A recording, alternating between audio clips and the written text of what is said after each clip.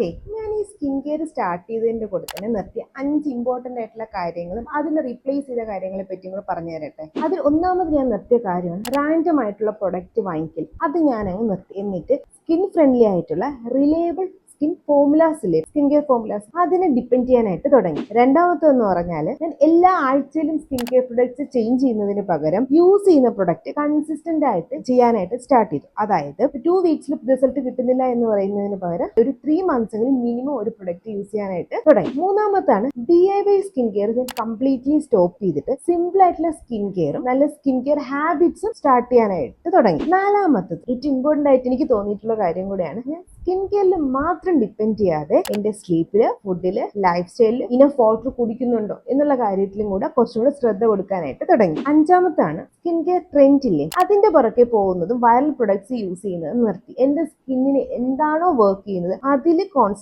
Constant ആയിട്ട് നിൽക്കാനായിട്ട് start ചെയ്തു. എപ്പോഴും മനസ്സിൽ വെക്കുക, സ്കിൻ ഹീൽ ആവാൻ ടൈം എടുക്കും. റിയൽ ഗ്ലോ സ്കിൻ എന്ന് പറയുന്നത് കാമായിട്ടുള്ള ഹെൽത്തി സ്കിന്നിനെയാണ്. അപ്പൊ നിങ്ങളുടെ സ്കിന്നും റീസെറ്റ് ചെയ്യാനായിട്ട് ഈ വീഡിയോ സേവ് ചെയ്യുക. എന്തെങ്കിലും സ്കിൻ കെയർ ഡൗട്ട് ഉണ്ടെങ്കിൽ കമന്റ് ബോക്സിൽ ചോദിക്കാനും മറക്കണ്ട. ഇതുപോലത്തെ skin care and hair care വീഡിയോക്ക് ഫോളോ ചെയ്യാനും. ടാറ്റാ.